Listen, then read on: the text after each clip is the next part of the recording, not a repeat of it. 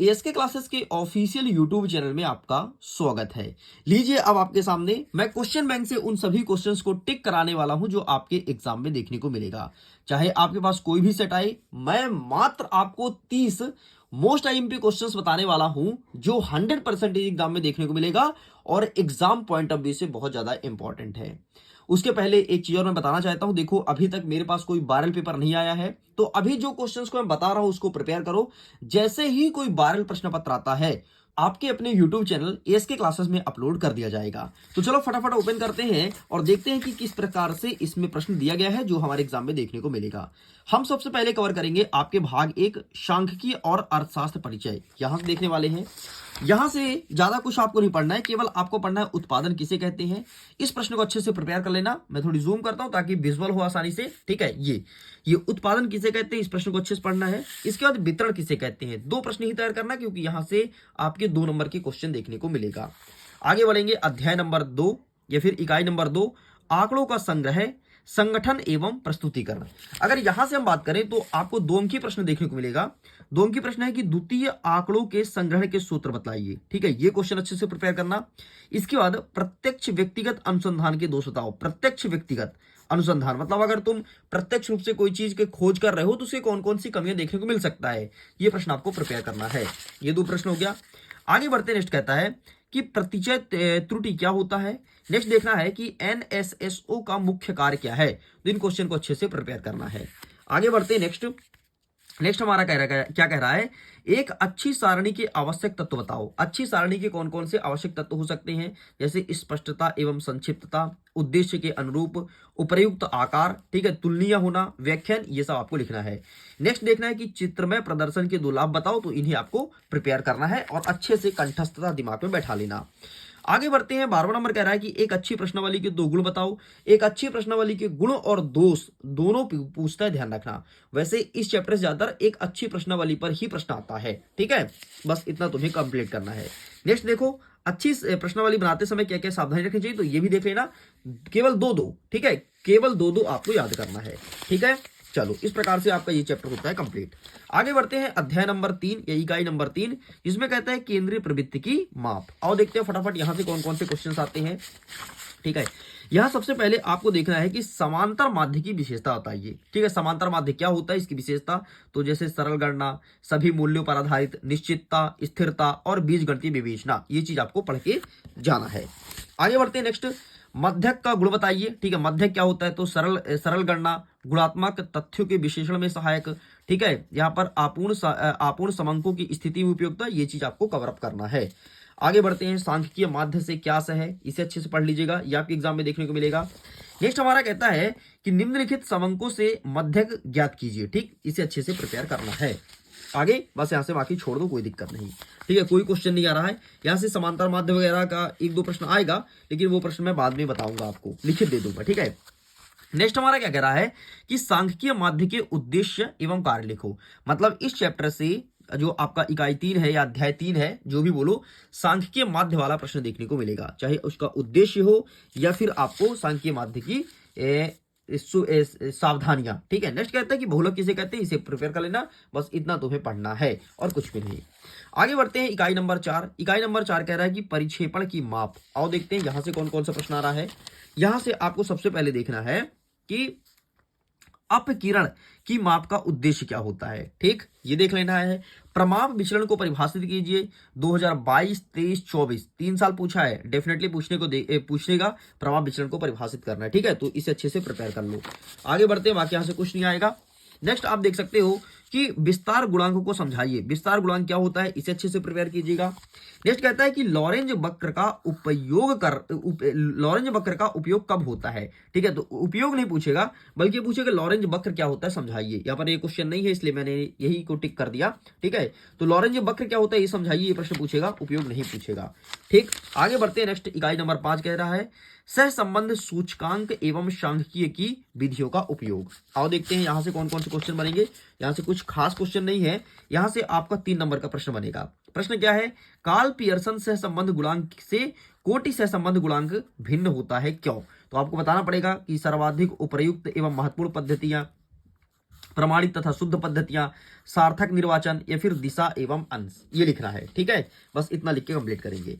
आगे बढ़ते हैं। नेक्स्ट क्या कह रहा है कि सूचकांक क्या है, इसके विभिन्न प्रकारों के नाम बताते हुए सूचकांक की उपयोगिता का वर्णन करो। तो सूचकांक क्या होता है, जैसे जीवन निर्वहन संबंधी निर्देशांक। नेक्स्ट कहता है कि सामान्य मूल्य निर्देशांक, थोक मूल्य निर्देशांक और औद्योगिक निर्देशांक। ठीक है, ये हो गया। चलो, और नेक्स्ट हो गया कि आय निर्देशांक। बस इतना आपको लिख के कंप्लीट करना है। अब हम आगे बढ़ेंगे और देखेंगे कि विकास नीतियां और अनुभव, जो भाग 2 है, वहां से कौन कौन से क्वेश्चन देखने को मिलेगा। ठीक है, सबसे पहले हम देखेंगे कि आधुनिकरण क्या है। आधुनिकरण का मतलब क्या होता है, मॉडर्नाइजेशन, मतलब जो नया चीज आना। जैसे पहले तुम्हारे माता पिता मोबाइल से नहीं पढ़े होंगे, लेकिन आजकल तुम देखो ना, मोबाइल से पढ़ करके बहुत अच्छे नंबर से टॉप कर रहे हो, है ना। मुझे अभी एक दिन एक बच्चा मिला, तो मैं, आपको पता है कि मेरा बूस्टर डोज हमेशा मॉर्निंग में आता है। ठीक है, बच्चा कहता है भैया सुनिए ना, बूस्टर डोज क्या रात में डालेंगे। मैं बोला क्यों भाई।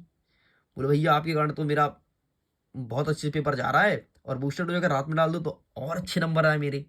मैं बोला वाह, जुगाड़ लगा रहे हो। वो फाइनली क्लास 10th में था। मैं बोला चल ठीक है भाई, मैं देखता हूँ, कोशिश करूंगा कि रात में ही बूस्टर डोज अपलोड कर दूं। लेकिन तुमको भी पता है ना, बूस्टर डोज का बात ही कुछ अलग है यार, है ना। तो ऐसे बच्चे हैं कि मतलब वो, उसने उसका साफ कहना था कि भाई बूस्टर डोज से ही पढ़ करके मैंने अपने परसेंटेज को बढ़ोतरी किया भैया, है ना। 10th में अभी वर्तमान में देखते हैं कितना परसेंटेज आता है उसका। चलो आगे बढ़ते हैं। नेक्स्ट क्या कहता है कि आत्मनिर्भरता का अर्थ लिखो। नेक्स्ट कहता है कि अर्थव्यवस्था के क्षेत्रक, यहां से प्रश्न आएगा, चाहे प्राथमिक है, चाहे द्वितीयक, चाहे तृतीयक। और यहां से आपका प्रश्न ऐसे बनेगा खाली स्थान में कि बताओ कृषि किस क्षेत्र से संबंधित है। ऑप्शन आपको भरना पड़ेगा, प्राथमिक, द्वितीयक, तृतीयक। ठीक है, या फिर पूछेगा मत्स्य पालन। ठीक है, तो ये सब पूछेगा प्रश्न, इसे अच्छे से देख लेना। नेक्स्ट आपके एग्जाम में पूछेगा कि प्रशुल्क क्या होता है। प्रशुल्क क्या होता है, प्रशुल्क मतलब जो कोई चीज विदेश से सामान आती है और जो उस पर शुल्क लगता है, कस्टम लगता है, उसे प्रशुल्क कहते हैं। ठीक है, ये देखने को मिलेगा। नेक्स्ट एग्जाम में आएगा कि जीडीपी क्या है। ठीक है, जीडीपी मतलब ग्रॉस डोमेस्टिक प्रोडक्ट। ठीक है, ये इसे पढ़ लेना। नेक्स्ट आपका आएगा कि औपनिवेशिक काल के दौरान भारत में कृषि ठहर का मुख्य कारण क्या है। आपको पता है ये पार्ट बहुत ज्यादा इंपॉर्टेंट है, क्योंकि यहां से 4 नंबर का प्रश्न देखने को मिलेगा। ठीक है, और 2 नंबर का एक प्रश्न, मतलब टोटल 6 नंबर का देखने को मिलेगा, इसलिए मेरे मुंह से 6 निकल गया था। ठीक है, नेक्स्ट आगे बढ़ते हैं। सतत विकास की प्रमुख विशेषता बताइए। तो ये चीज रहा भाई, आप इसका फोटो क्लिक कर सकते हो। चलो आगे बढ़ते हैं कि ब्रिटिश शासन में भारतीय अर्थव्यवस्था का सकारात्मक योगदान बताना है। तो ये रहा आपके सामने, आप प्लीज इसका फोटो ले लो। आगे बढ़ते हैं। नेक्स्ट इकाई 2 आर्थिक सुधार। आइए देखते हैं यहां से कौन कौन से क्वेश्चंस बन रहे हैं। यहां से कम ही प्रश्न आएंगे, आपको कुछ ही क्वेश्चन यहां से प्रिपेयर करना है, जैसे कि आर्थिक नियोजन तथा पंचवर्षीय योजना की सफलता के तत्व लिखना है। ठीक है, तो आर्थिक नियोजन पूछेगा, पंचवर्षीय इस साल नहीं आ रहा है, केवल आर्थिक नियोजन देखना है। नेक्स्ट, भारत में सुधार क्यों शुरू किए। लेकिन भारत में कौन सुधार, राजनीतिक सुधार। देख लेना भारत में राजनीतिक सुधार क्यों शुरू हुआ, ये चीज पे प्रश्न आएगा। बाकी छोड़ दो, कुछ नहीं आ रहा भाई। आगे देखना है कि भारत सरकार द्वारा मुद्रा स्फीति को नियंत्रित करने के 3 उपाय, इसे अच्छे से पढ़ लेना। ठीक है, नेक्स्ट प्रशुल्क तो मैंने बता दिया, बाकी कुछ नहीं आ रहा है। आगे बढ़ते हैं। इकाई नंबर 3 भारतीय अर्थव्यवस्था की वर्तमान चुनौतियां। आओ हम इनकी चुनौतियों को देखते हैं। चुनौतियों में से आपको पहला देखना है कि कृषि साख से क्या है, 100% देखने को मिलेगा। वर्ष 2021 से लगातार ये प्रश्न आ रहा है। नेक्स्ट कहता है कि लोग पलायन क्यों करते हैं। पलायन का मतलब होता है माइग्रेट, मतलब एक स्थान से दूसरे स्थान तक लोग क्यों जाते हैं। इस प्रश्न को अच्छे से प्रिपेयर कर लेना, एंड ये रहा पूरा आंसर। बाकी नेक्स्ट आपको देखना है कि मौसमी बेरोजगारी और आदर्श नहीं आता है, प्रच्छन्न आता है। ठीक है, इसमें प्रच्छन्न नहीं है क्या, आगे देखेंगे। लेकिन मौसमी बेरोजगारी और आदर्श नहीं आता भाई, प्रच्छन्न बेरोजगारी आता है। तो दोनों बेरोजगारी को अच्छे से पढ़ लेना, 100% देखने को मिलेगा। आगे बढ़ते हैं। कृषि साख क्या होता है या ग्रामीण साख क्या होता है, ये एग्जाम में क्वेश्चन आता है, बस इतना आपको प्रिपेयर करना है। आगे बढ़ते हैं। नेक्स्ट देखो, जैविक कृषि के लाभ और दोष बताओ। ठीक है, जैविक खेती जो आजकल होती है ना, सबसे पहले सिक्किम से स्टार्ट हुआ था और वर्तमान में हमारे मध्य प्रदेश में भी अपनाया जाता है जैविक खेती। ठीक है, तो यहां से प्रश्न आएगा।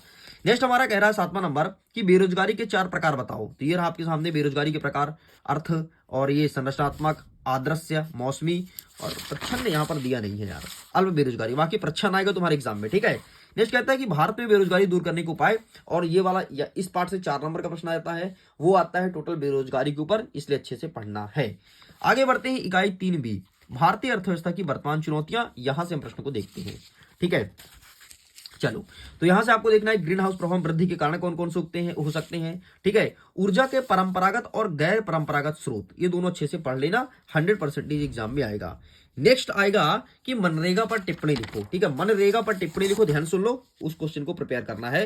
बाकी सौर ऊर्जा देख लेना, बाकी बस इतना ही इस चैप्टर से देखने को मिलेगा। सौर ऊर्जा 100% कर लेना, 2023 में आया था। ठीक है, डेफिनेटली देखने को मिलेगा।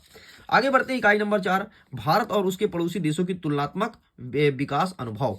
अच्छा सुनो, अगर इसके पीडीएफ को डाउनलोड करना है तो डिस्क्रिप्शन बॉक्स में डाउनलोड कर सकते हो। इतना ही नहीं, एक काम और आप कर सकते हो, अगर अपने पढ़ाई को बेहतर करना है तो इन सारे क्वेश्चन को प्रिपेयर करो। जैसे ही मेरे पास वायरल पेपर आता है मैं उसको अपलोड कर दूंगा, देख लेना, फिर तो तुम्हारा बल्ले बल्ले। इस पार्ट से मात्र 2 ही प्रश्न पढ़ना है। क्या है? मानव विकास संकेत लिखना है और द ग्रेट लीप फॉरवर्ड कार्यक्रम का उद्देश्य बताना है। बस इतना क्वेश्चन आपको प्रिपेयर करना है। इस प्रकार से इस 10 मिनट के वीडियो में मैंने पूरे के पूरे क्वेश्चन बैंक से जितने क्वेश्चंस बन रहे थे 30 प्रश्न मैंने कंप्लीट करा दिया है। वीडियो पसंद आए तो वीडियो को लाइक करिएगा, अपने दोस्तों को शेयर जरूर कीजिएगा। पहली बार चैनल को सब्सक्राइब कर रखो, क्योंकि एसके में हमेशा तगड़ा कंटेंट आता है और जो चीज मैं प्रोवाइड कराता हूं एग्जाम में कई बार और बारंबार देखने को मिलता है। सो मैं वीडियो को एंड करता हूं। Thanks for watching. जल्द ही आपके सामने वायरल पेपर अपलोड होने वाला है, लेकिन वायरल तो होने दो पहले फिर अपलोड होगा। तो आपको क्या चाहिए? वायरल पेपर या most IMP questions? Comment section में लिखना जरूर। Bye bye.